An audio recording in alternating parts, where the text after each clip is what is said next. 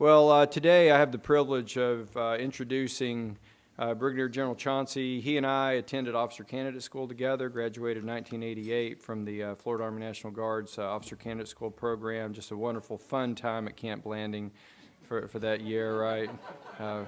Just fond memories. We had. I can honestly say I don't know if I've ever hated anything more than Officer Candidate School. Any of you that have ever gone through that type of trauma, we still have like PTSD from that. It's just no fun. But anyway, General Chauncey's had a variety of assignments. I wanted to read his bio. I think this is important for you to understand his background, even though he's going to shoot me for reading this whole thing. But I just want you to understand his background. He's a true friend of the state of Florida, as you'll see, but also Clay County. Recently, his position, it became the Assistant Adjutant General, Army, for training installations and programs.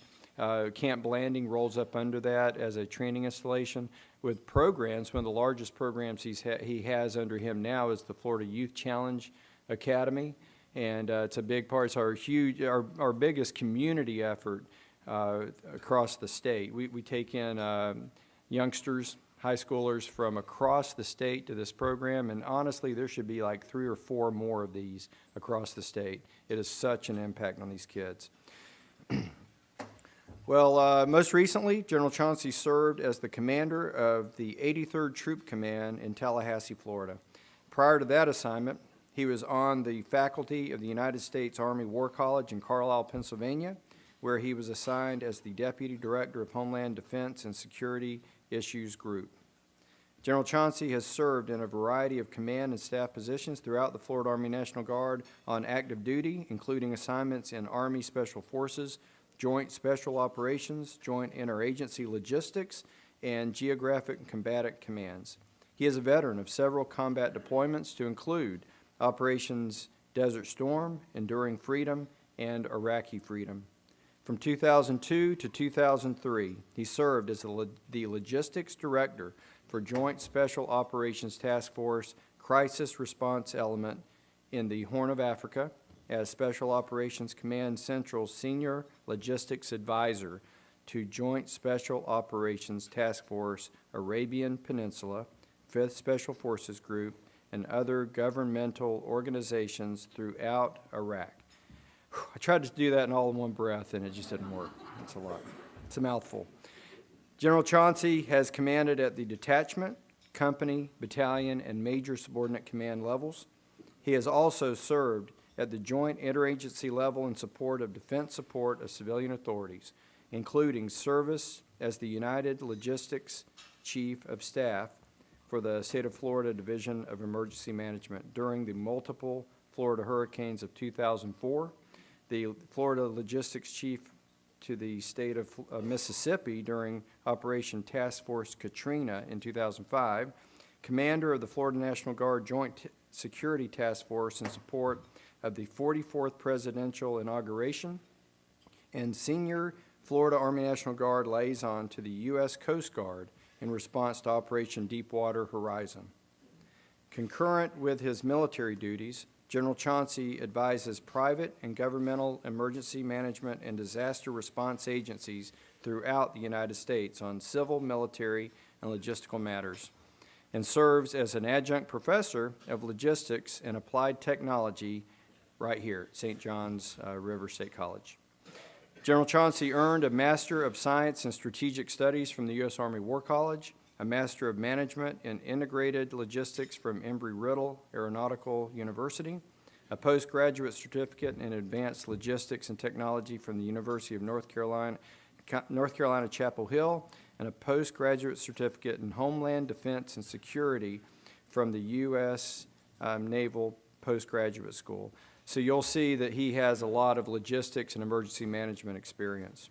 General Chauncey's awards and decorations include the Combat Action Badge, Legion of Merit, and 3 awards of the Meritorious Service Medal. He also has been awarded the Master Parachutist Badge, Parachute Rigger Badge, Pathfinder Badge, and even the Honduran Parachutist Badge. You didn't get caught in a tree, right? And the Canadian Parachutist Badge. General Chauncey resides in Live Oak, Florida, with his wife Annette and 3 daughters, Carson, Reagan, and Jordan. And the last thing I'll say is this: to understand the magnitude of what he's going to talk about with Hurricane Irma, is that we can be proud that Clay County, in Clay County, was the headquarters for the entire military effort of relief for Hurricane Irma. And that means active duty. We had ships involved. He's going to talk about all of that. All of that was ran out of Camp Blanding at the Joint Operations Center. So at this time, I would like to welcome Brigadier General Trey Chauncey.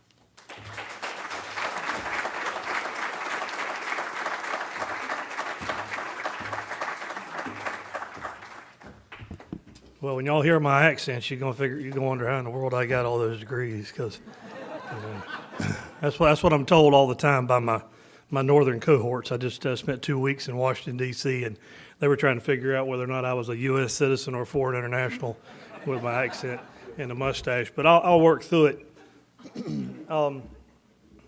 As I was looking through the notes that were prepared for Irma, which I'm going to get to, it occurred to me that maybe this would be a good time to try to share with you a little bit about what your National Guard has become and what it's not. So let me just kind of go off script for a moment. It is, in the past few years, regardless of what venue I'm at or whatever whom I'm discussing, I've discovered that even those of us in uniform don't fully understand exactly what a National Guardsman is or isn't, and how that nests within the United States Army. So just humor me just for a couple of minutes, because I think when I get through with this and I go into my comments on Irma and the response there, it will make that whole process much easier to understand. The first thing I will tell you is this: between the United States Army National Guard and the United States Army Reserve, we constitute 53% of the entire United States Army. Most people do not know that. That's a big deal, and I'm going to drive a point home later that it's going to require all y'all's assistance. And if y'all excuse me a minute. The federal government pays about 95% of our bills, the National Guard. We operate on somewhere around $515 million budget a year. The federal government is taking care of about 95% of that. And I won't get into how that's divided up, so forth and so on. One reason why this particular discussion is important is because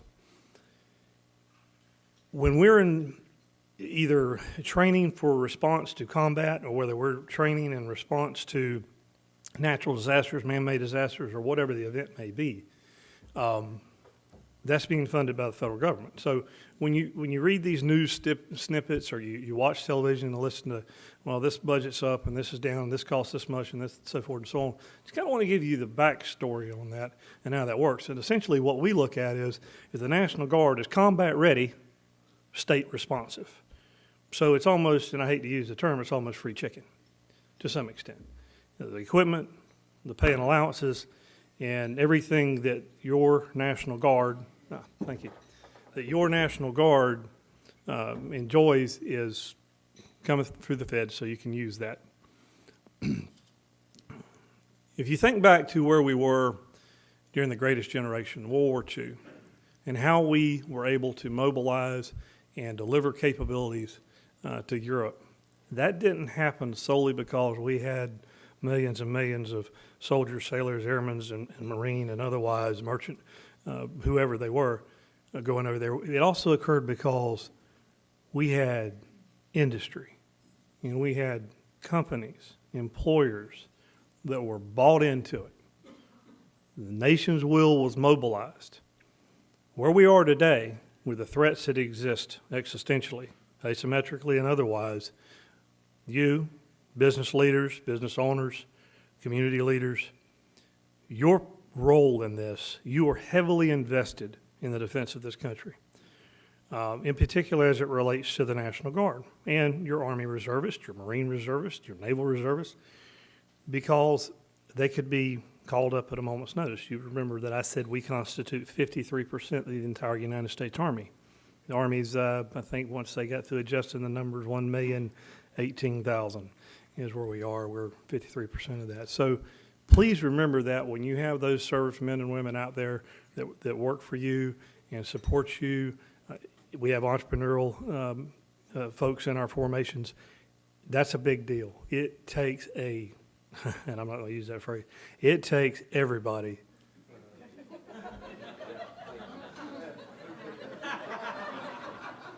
It takes everybody, all the business leaders, all the families, all the entrepreneurs, everybody out there to make this big wheel go around. Because I can tell you, all you have to do is watch the news for about 15 minutes, and you will discover that there are some pretty serious threats out there, okay? And we're part of that equation. Our training is the same as the active duty, 100%. So, and I'll be glad after this is over with to discuss this further with you. But I wanted to offer that just to kind of frame the context of my prepared comments for Irma.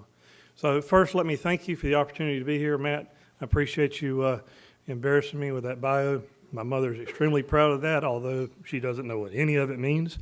But I appreciate you inviting me to come over here. Kat, always good to see you again. All the business leaders and elected officials are out there. Thank you for your service. And if I could, just not to embarrass anybody, we got some veterans in the audience, I'm pretty sure. Would the veterans kind of stand up? I don't want to embarrass you, but sure like to recognize you.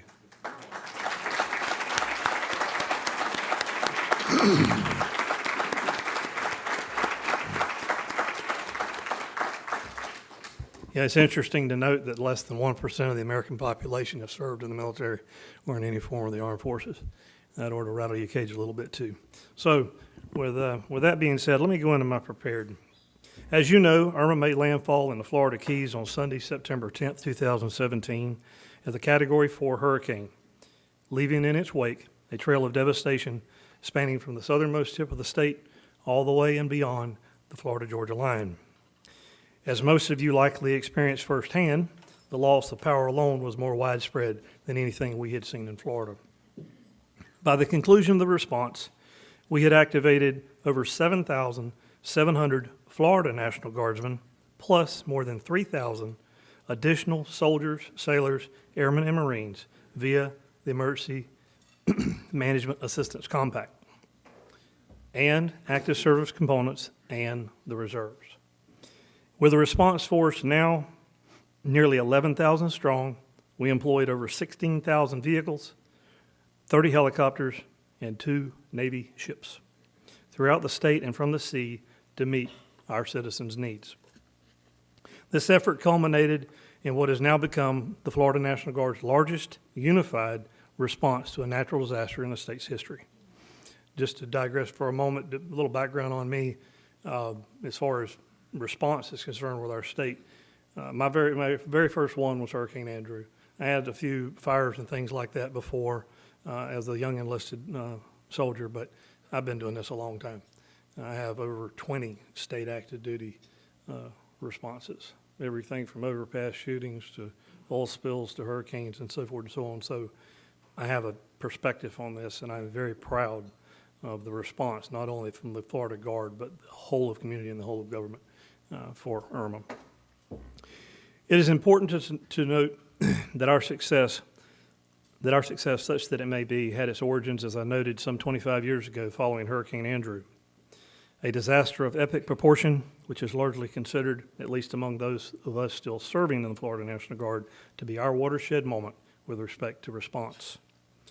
The magnitude of the damage caused by Hurricane Andrew quickly overwhelmed the state, the National Guard, and the nation. As a young detachment commander, as I mentioned myself, located in Florida City at the time, I experienced firsthand the challenges of disaster response operations, and it was readily apparent that changes would need to be made. And it was at that point that the seed to any recent success was sown. With each hurricane season, like those of 2004 and 2005, when an unprecedented 9 storms directly impacted Florida, with names like Ivan, Katrina, Wilma, we learned even more. Armed with the experience gained from each of these response efforts, we informed our training, refined our interagency and inter-service collaboration, and along the way produced a unified response construct, which we brought to bear on Irma. I will focus the remainder of my comments on three critical concepts which framed our response, two of which drove policy changes. And you'll recognize as I go into these particular concepts why I wanted to introduce what the Guard was, because it all speaks to authorities, who can do what to whom and when and where, who can support who and what and where. First I'll discuss will be dual status command, which establishes those necessary authorities. Secondly, I'll talk about the Emergency Management Assistance Compact, which is the mechanism by which we move National Guard units anyway and other supporting entities in and out of the state. And then lastly, the collaborative planning, coordination, and training aspect. To my first point, the dual status commander construct. The dual status commander construct was instrumental to our response to Irma. Just leave it said at that. The fact that we had every service, with the small exception of the Coast Guard, they were involved, but they weren't under our span of control. Every service and every component, active, reserve, and guard, all involved in this was attributable to the dual status command. Specifically, it provides the authorities granted by both the governor and the president, which permit a single commander to control and command both active, including the reserves and the other services, and the National Guard.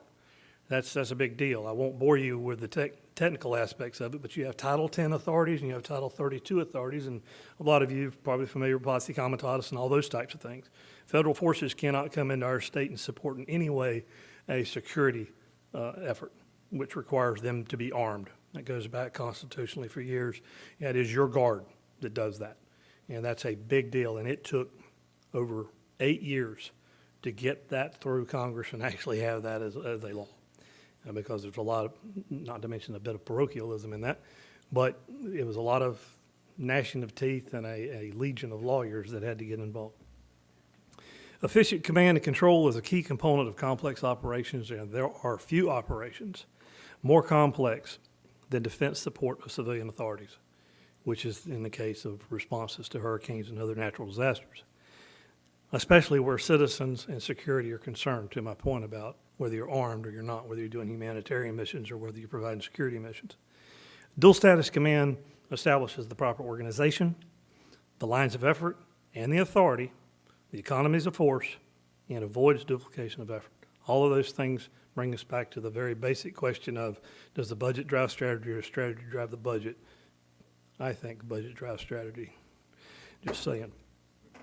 During the hurricane response efforts to Andrew and Katrina, both National Guard and active duty forces worked in parallel. And while both did excellent work, it was anything but efficient and thus less effective. Each having separate command structures was a barrier to simply incorporating their labor into the overall state effort. Today, we're fortunate that our senior officials from across the whole of government, as I noted, developed the dual status command construct. By doing so, a single commander can be appointed to serve simultaneously in both a federal and state status, allowing for the full integration of forces and their respective capabilities into the coordinated response effort. Florida has implemented the dual status command construct 4 times, and each time it has worked extremely well and has improved with each occurrence. During Irma, the active component brought tactical vehicles from Fort Bragg, North Carolina, along with those drivers. Those are active component forces, and they integrated within the National Guard forces. Also, we had Army Reserve unit out of Orlando with their transportation assets brought in, and they were integrated with the National Guard. So again, a whole of service, whole of component response.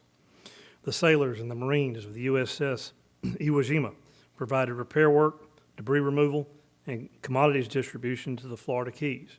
The Air Force provided additional search and rescue, air mobility, and airfield operating and opening capabilities, all of which were fully coordinated and synchronized by the Florida National Guard and executed through the Florida National Guard's dual status commander. And I just pause to say that that's something that we as Floridians should be extremely proud of. That was a Florida response, and it was the Florida Guardsmen leading that response. My second point, the Emergency Management Assistance Compact, the mechanism for mutual aid, and this ties into a comment I heard earlier about reimbursements, and I think whoever said that will relate to this. No one state has all of the resources and capabilities needed for every response operation. For most missions, general support units such as the infantry, the artillery, work well for the response. For Florida, what we tend to do is use our multi-purpose battalions, and those are our choice for these operations. For Irma, what we did is we organized our multi-purpose battalions along with the units we received through EMAC and the active components into 3 brigade-sized task force, and then apportioned them across the state accordingly, assigning each one of them their respective lines, if you will. In most cases, it's the shortfall in a particular capability or a capacity, whether unique or absent, in the case of, and this goes back to my point of the citizenry and the businesses and the employers being bought in here, we have units deployed on a regular basis. On any given time, we can have up to 20% of our force just in a deployed status, whether it's deployed to a school or deployed overseas. And so when and if we have those events that occur during our Florida hurricane season, we can find ourselves short. So these emergency mutual aid compact agreements, EMAC, are huge to our success and to the success of Florida. Communication units, for example, certainly have the manpower and the knowledge and the resources to provide support, distribute commodities, all those types of things, but it's their communication capabilities once we lose power, once we lose cell phone towers and things of that nature that we need to rely upon. And much like you and I, soldiers prefer to be in the skill that they're trained to do, and so we try to make sure we do that. If for some reason that particular capability, whether it's communications or search and rescue through our special forces units or whatever, our air aviation, just recently, I'll say recently, just a few months back, our 1st and 111th General Support Aviation Battalion returned from their deployment downrange. We were strapped for rotary wing aircraft in the state during the response, and so we have to coordinate with other states in order to make that happen. We have to coordinate with the active duty. We have to coordinate back through NORTHCOM and Colorado and back to NGB and DC to make those types of things happen.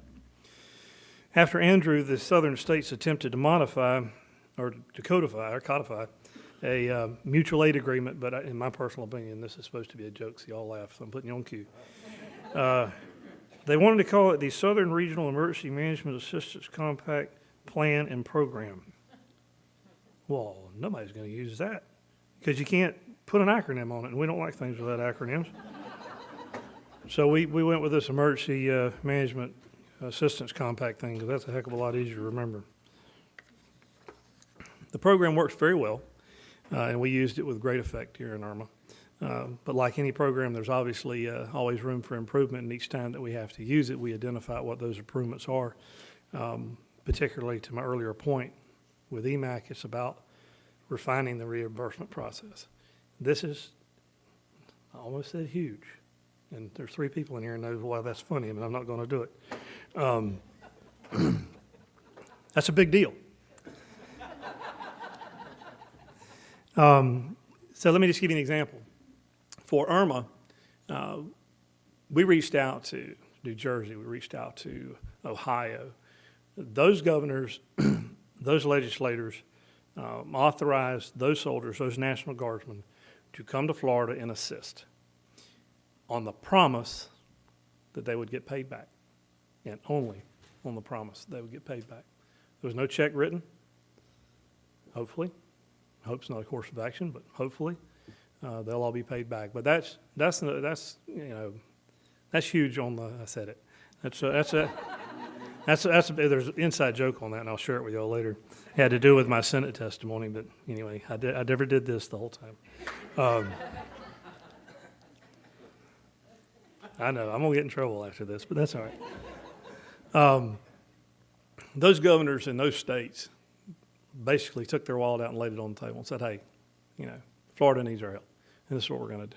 And so as we continue to refine that process and as we go back to our government leaders and so forth and so on, we have to figure out how to get that cleaned up, because even in our own state, with the amount of money that we took in what was a budget surplus and struck it out, it's huge.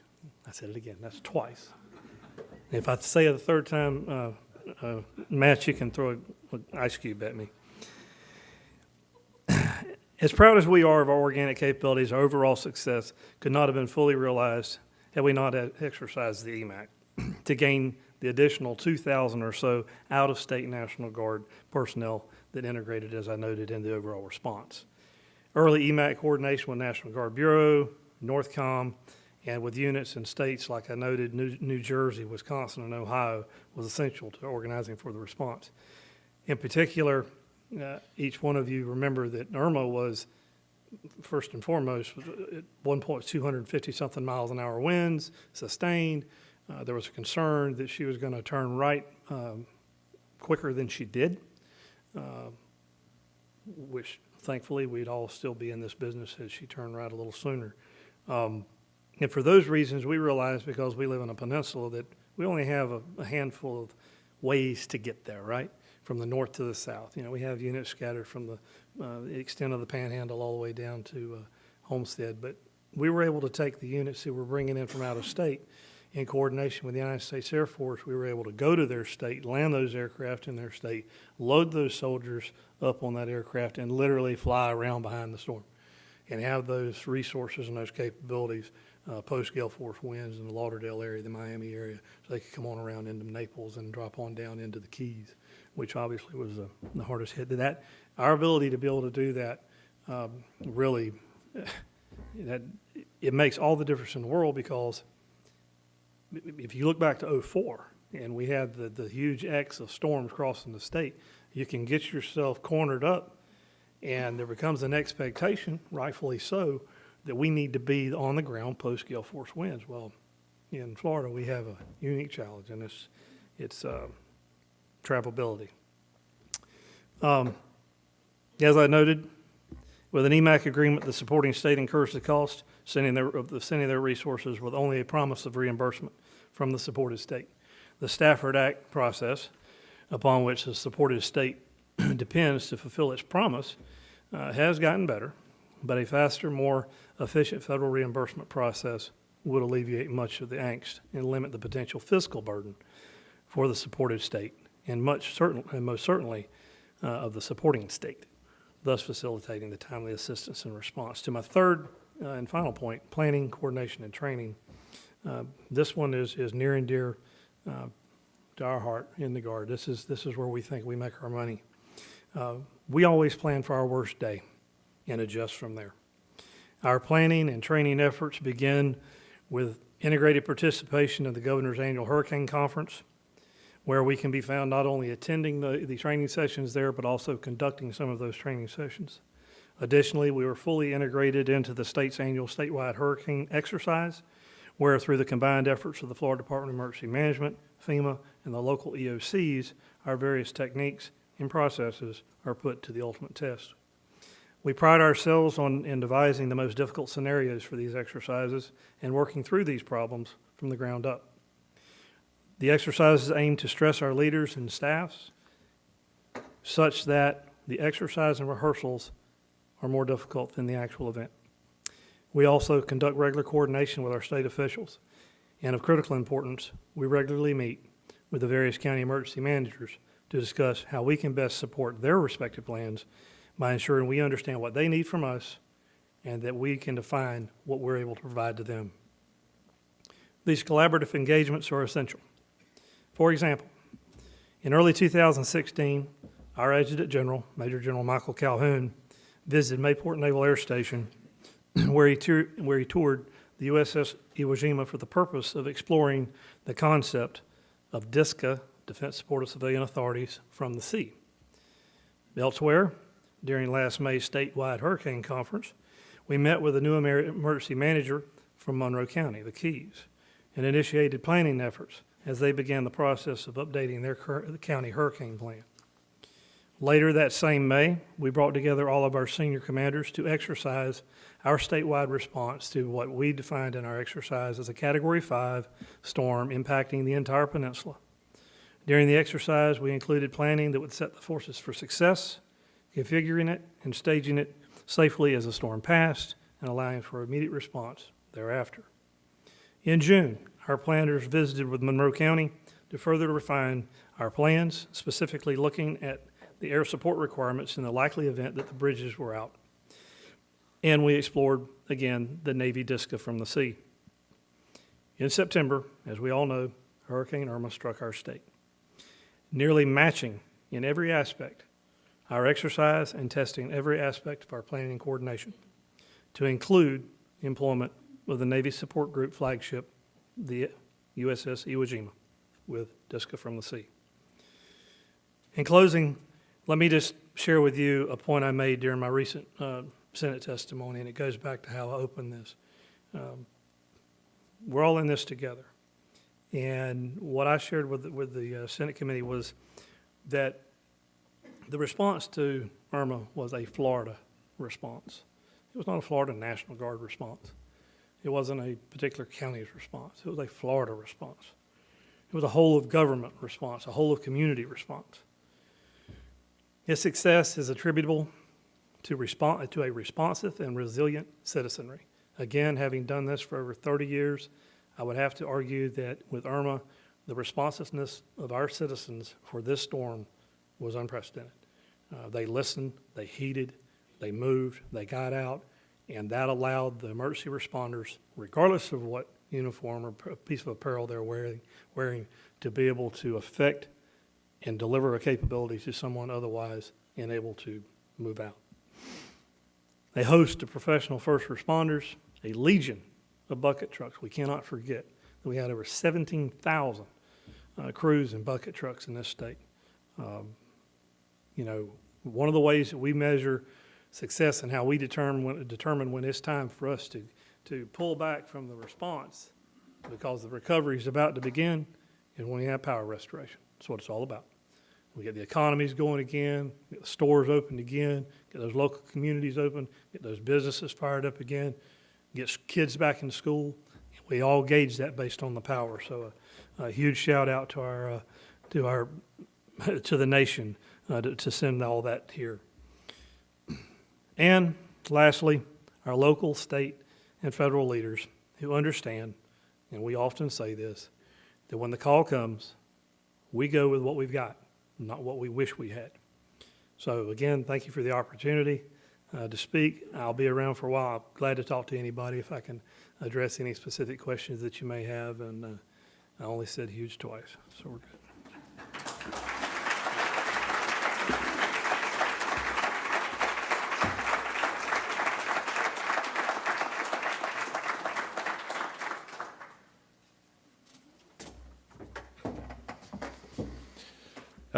Brigadier General Chauncey, thank you for your remarks, and thank you for bringing together all those personnel and resources to help us through Irma. It was quite an event for the entire state. I'd also just like to, I can speak for everybody by just giving you this thought that, we always say we can't thank our military and first responders enough.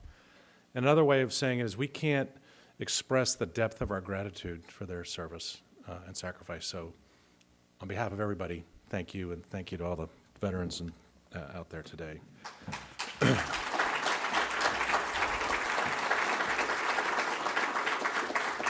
So I'm just going to leave you the two final thoughts. A quick update on the First Coast Expressway.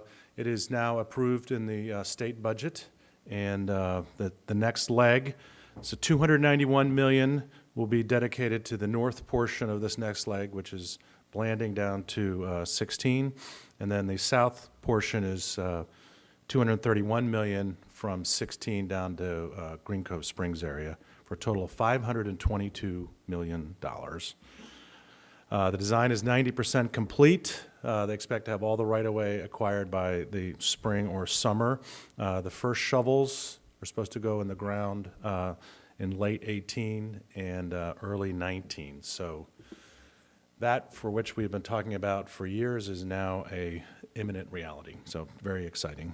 And then the final piece, I'd like to just also express my appreciation and gratitude to the Board of County Commissioners. They invest $150,000 a year in economic development activities 100,000 goes into the EDC, and 50,000 goes into Jack's USA. When you go back several years, there was no local support by government of our local efforts to bring in new businesses, and I really, to the BC's members here today, thank you for your support. We are here to put your resources to good use, to bring jobs, improve our community, and improve our quality of life here in Clay County. So to the BCC, a little hand.